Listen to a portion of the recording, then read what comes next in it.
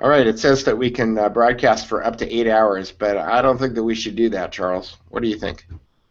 I think that's a bad idea. All right. Hello, everybody. It's me, Peter Duke. I'm here with Charles C. Johnson this evening, and we're going to do an episode of Late Night with Charles C. Johnson, where we talk about the topics of the evening as opposed to the topics of the day. So, Yes. how are you doing today, Charles? Doing all right. It might be a bit squirrely because it's almost midnight Pacific Standard Time, and I've been up since 6:30ish, and I'm looking forward to this to getting through the topics of the day, of the evening, all the news that's not fit to print, but is tweeted about, and it should be fun. Anything exciting that you tweeted about today, Charles? Well, the nerd in me is very excited about Andrew Garfield no longer being Spider-Man. I feel like Marvel hasn't quite got it right yet with Spider-Man. They have Tobey Maguire, they have Andrew Garfield, who's British. Just doesn't quite work yet. They need a new Spider-Man, and I'm glad that Marvel's finally heard it. But no, I mean today we had a few interesting stories at Got News. The biggest of which was the Brian Williams replacement, the black man doing the white man's job for less pay. That would be Lester Holt. And Lester Holt has a history of making things up himself. We reported on this at Got News. It's gotten some attention. Anonymous, I think, picked it up. The basic idea here is that Lester Holt made up, essentially that he was bombed at, or that he went 9Gs with the Blue Angels. And he's basically just done the same sort of prevarications that we've kind of expected of Brian Williams. Of course, Brian Williams is a bit more dishonest, but I think this is kind of the tendency towards TV journalists, just kind of hype their own myth, hype their own legend. And so that's kind of been the big story of the day. Obviously, everyone's still focused on what's going to happen to Brian Williams. I think he's done for myself. Glad of the role we played here, but I think that's kind of what's going on.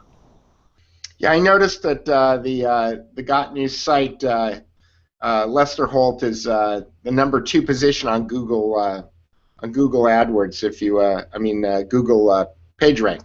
If you Google Lester Holt, Bit more dishonest. Got News, Got News #2.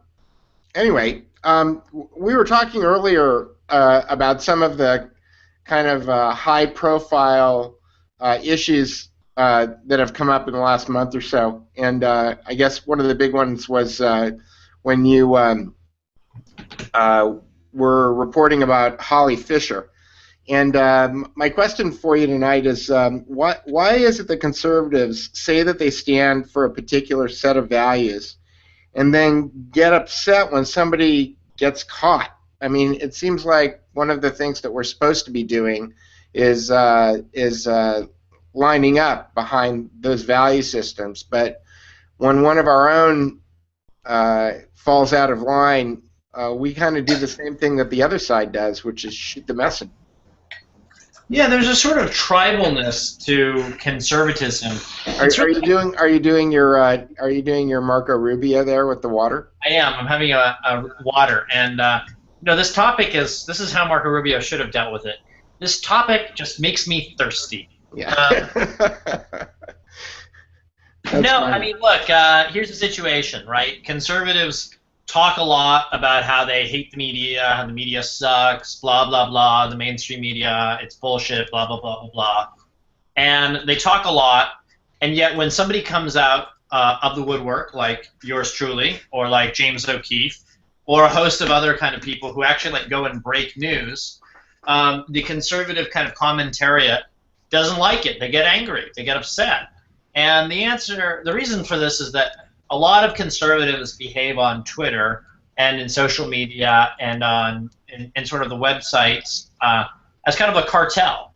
They're not really interested in new voices joining that cartel. They're interested in basically recreating a lot of the defects of the mainstream media, or the 20th century media that we all dislike, and they're interested in doing it just from a right-wing perspective. This is kind of like, this is as old a debate as, Socrates and Thrasymachus way back in the day in the Plato's Republic, where they're discussing, what should I be in favor of? What is justice, right? Is justice just my friends doing well and my enemies being harmed? Or is justice something more serious? Plato says something more serious. Socrates says something more serious. And that means that we have a sort of a quest for a universal truth, or for what once was called truth. And in this particular case, I am sort of nominally affiliated with the right. I have a lot of views. Most of them line me up with the conservative right. But I've been breaking stories and breaking the news that all these people don't particularly like, and so they've come out of the woodwork to be upset with me. And one of the stories that I broke recently was about Holly Fisher, who is a 20-something Tea Party activist type, who is this sort of like, posing with the Bible, the flag, and her weapon. And her weapon, right? She's sort of like Americana, this like attractive, military, husband kind of attitude, and so I broke that she had been running around and having affairs on her husband, and so why is that important? I mean, lots of people have affairs, right? No, true enough. I mean, look, there's no story here if she wasn't kind of creating a kind of holier than thou approach. I mean, if you go and you look at her social media history, I can't anymore, she's blocked me, but if you go and you look at her social media history, she's called other women sluts. She sort of like made a whole holier than thou, the kind of disconnect, I would say, between her public image and who she actually is what made this a story. This is kind of where Got News likes to thrive, is looking at public frauds, basically the disconnect between the image everyone presents of themselves and who they actually are on the other hand.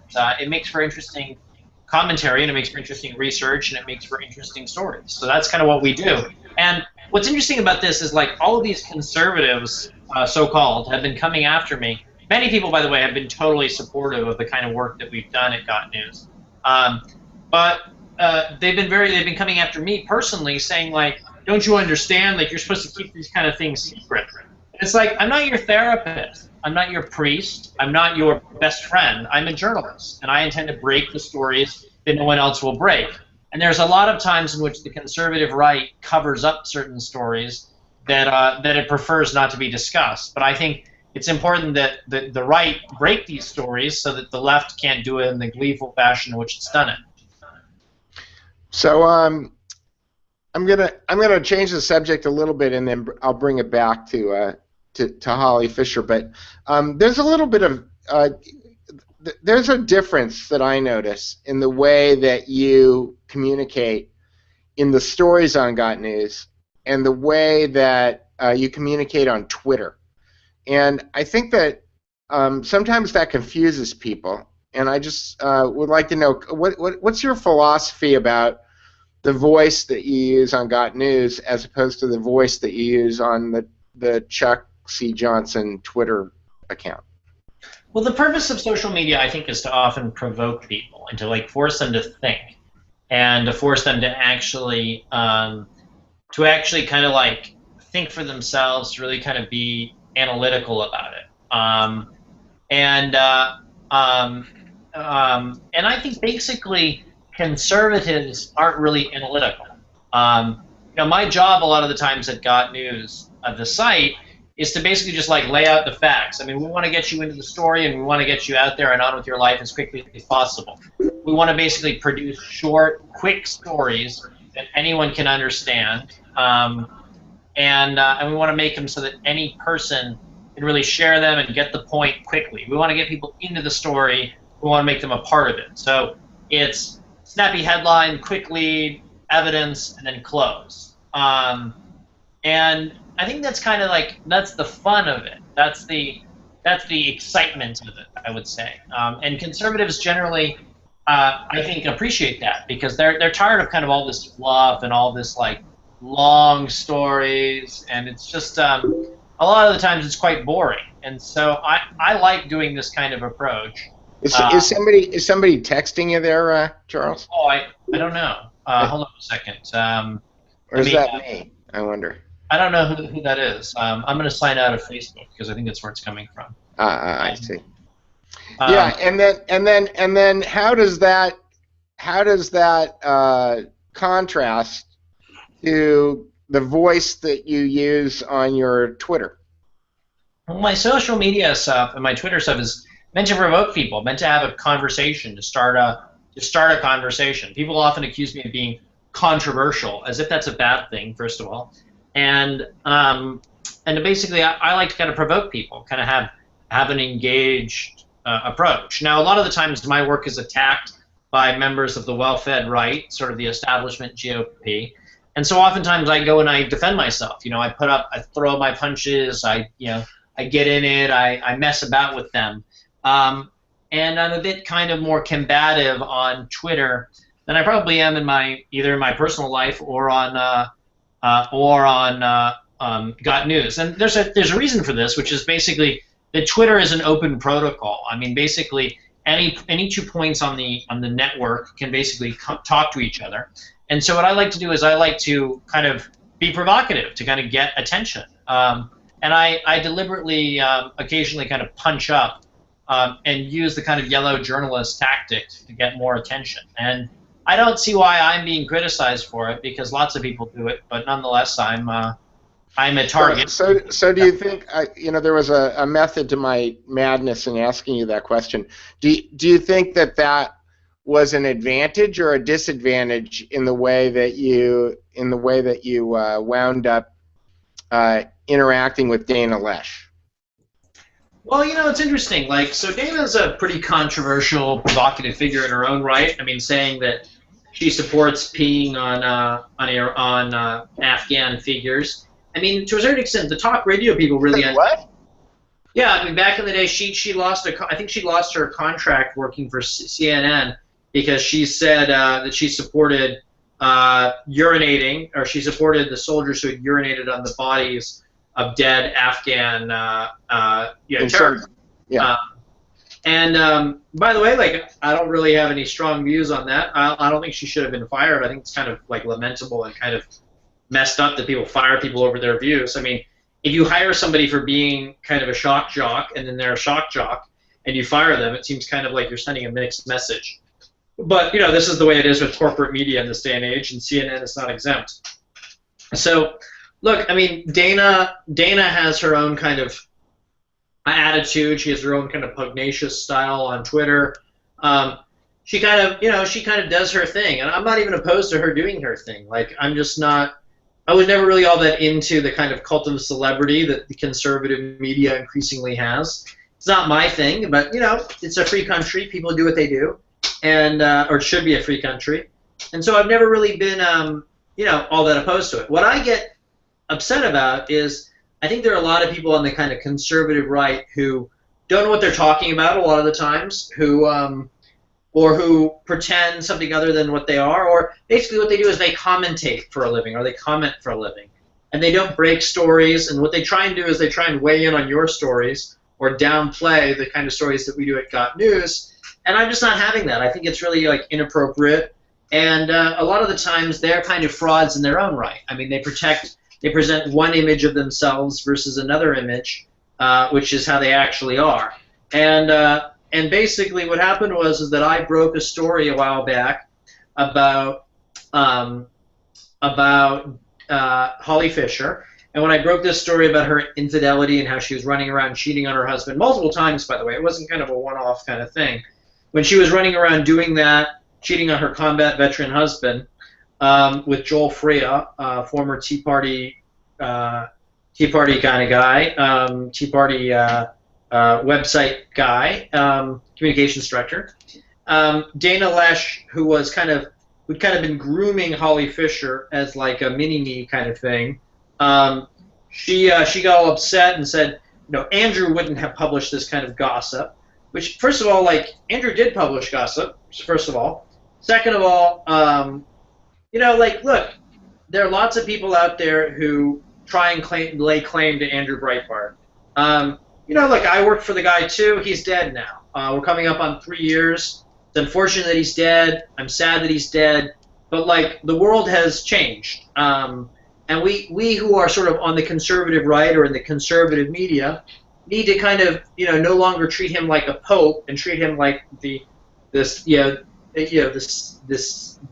intelligent, hardworking man that he was, and we need to kind of do our work and break our stories.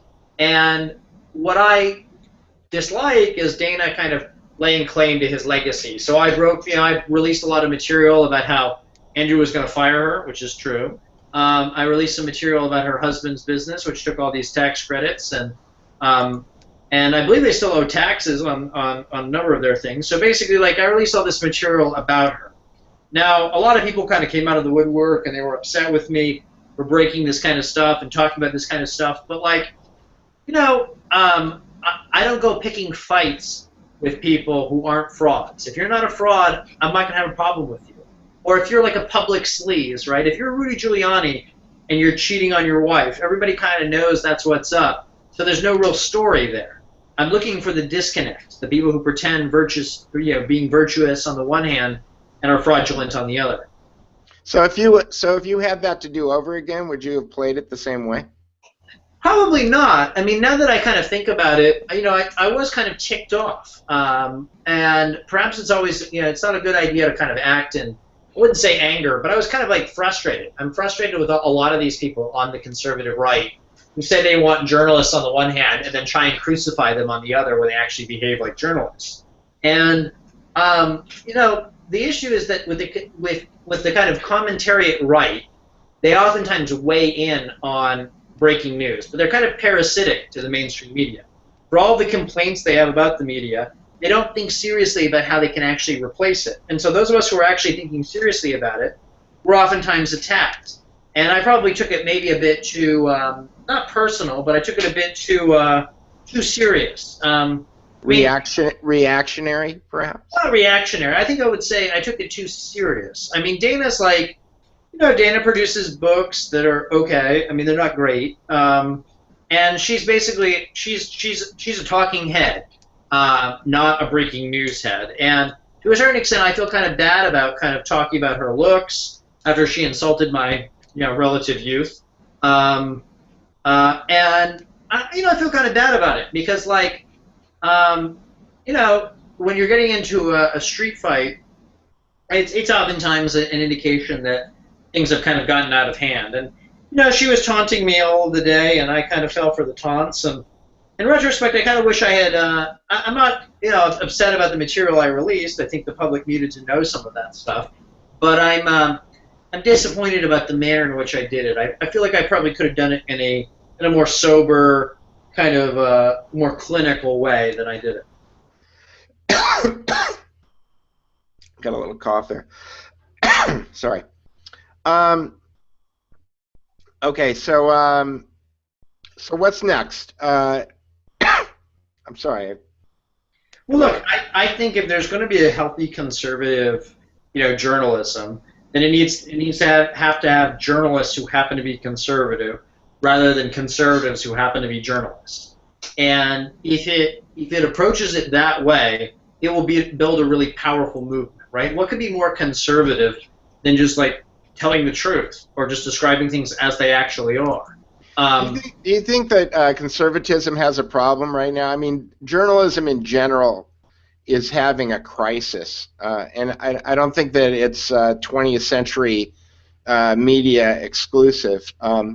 As business models collapse, then the way that you actually stay in business winds up becoming an issue. You've got people like Glenn Beck who've been very good at effectively creating a cult-like following of subscribers that wind up generating enough revenue. Alex Jones is probably another one, and there's a bunch of different models out there. But it seems like unless you kind of boil it down to this kind of cult-like following, it's difficult to generate the revenue to be able to keep the lights on.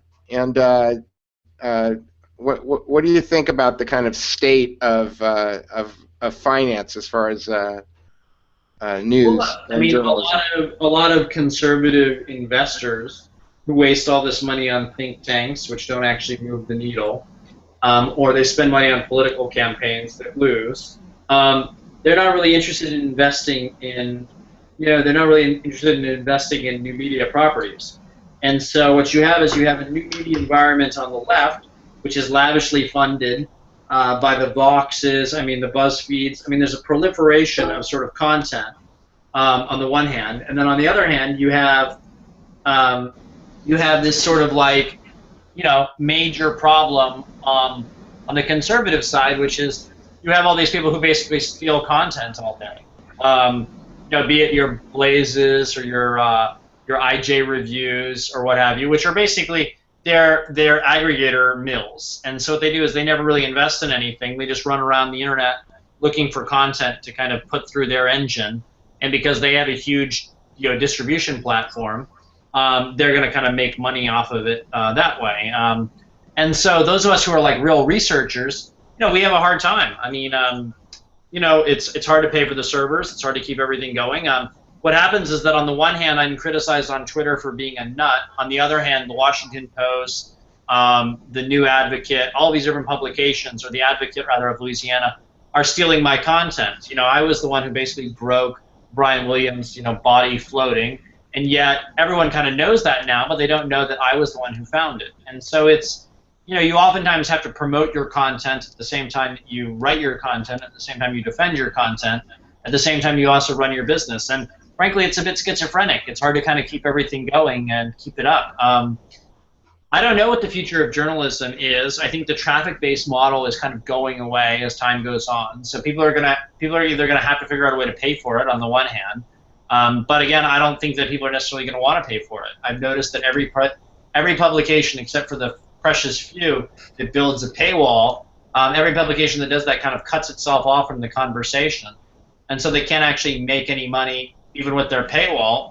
because people like free stuff, and it's really hard to compete with free. And so you either need to be a billionaire, the Bloomberg model, or have a billionaire subsidizer, the Washington Post or Breitbart model, or you need to basically have a family that will protect you and promote you, which is the New York Times model. But remember, the New York Times is taking on loans from shadowy Mexican billionaires in the form of Carlos Slim. So it's very tricky. I mean, most of the new media that's being created right now, I think, is not really all that serious. It's either parasitic off of the old media, so it's riffing like Gawker is. Gawker's constantly stealing stuff from the New York Times or from New York Daily News or any of the number of kind of places sending them content. So that's kind of the one model. Or the BuzzFeed model, which is basically like childlike stuff where their cat videos and their cat porn, as I like to call it, subsidizes the rest of their entity. Or you have sites like mine that basically create new research, new material, breaking material. What ends up happening is we function like a WikiLeaks, where all the other publications out there see it as an opportunity to kind of pilfer our content. And that kind of sucks. I don't really know a solution to it. If anyone has a solution, email me at editor@gotnews.com. I'd love to hear it, but I'm not a billionaire. I'm not married to a billionaire. It's unlikely I'll be a billionaire anytime soon. And so there you have it. So I'm basically running a poor man's news operation. All righty.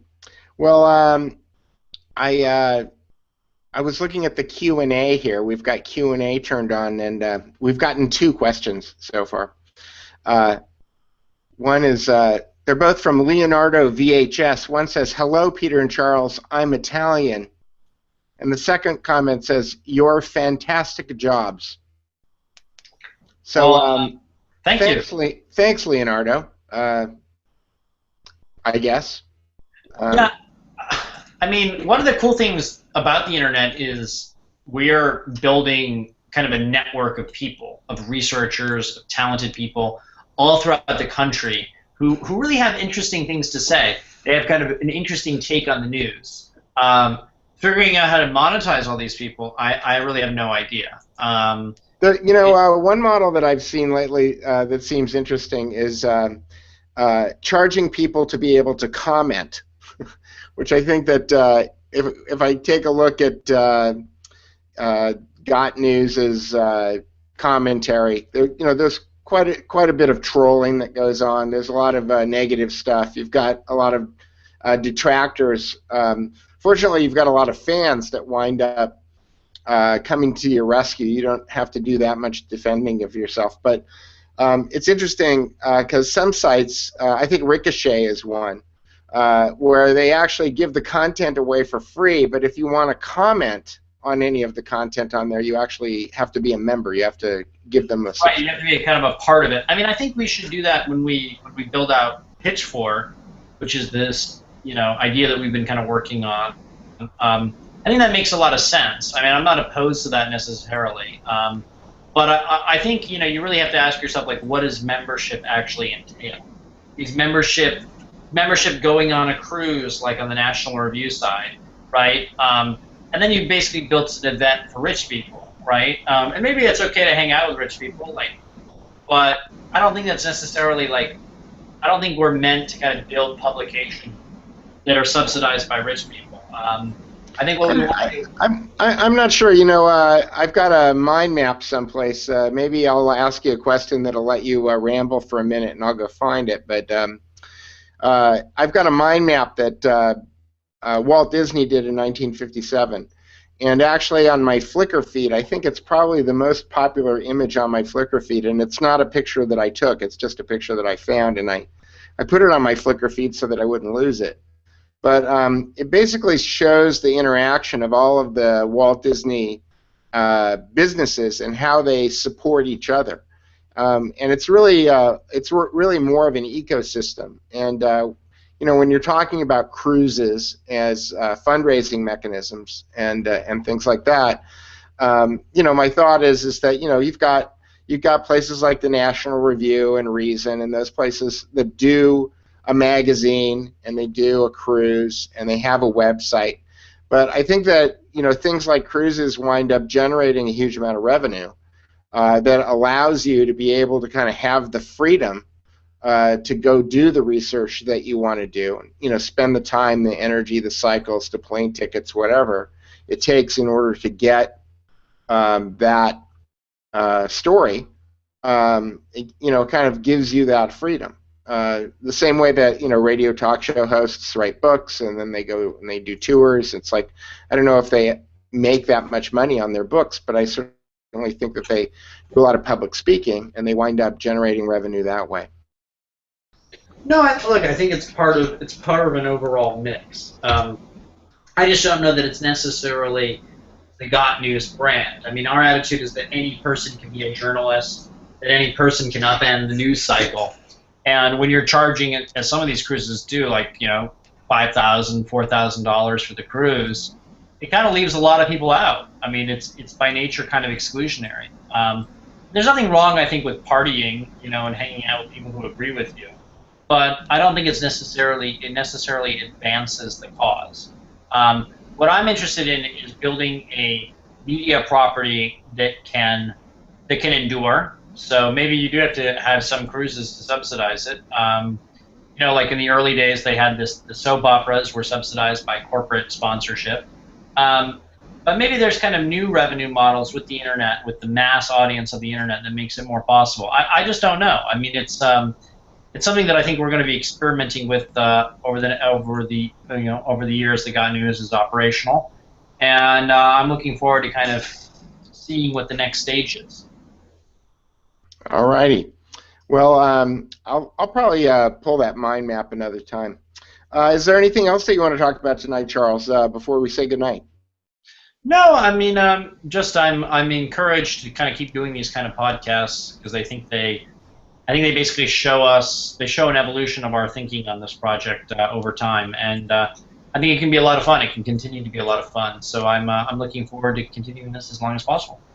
All right, great. So if you like this, what you're seeing, you can subscribe to this channel. And if you've got any questions, you can send them to at gotnews.com, and Charles will answer your questions. And if you'd like to be a guest on this show, because I think that I'm interesting, but I'm certainly not the most interesting person that you talk to, then give us a shout and let us know if you want to be a guest on this show. So I'm going to say goodnight for me. Good night, Charles. Good night. See you later.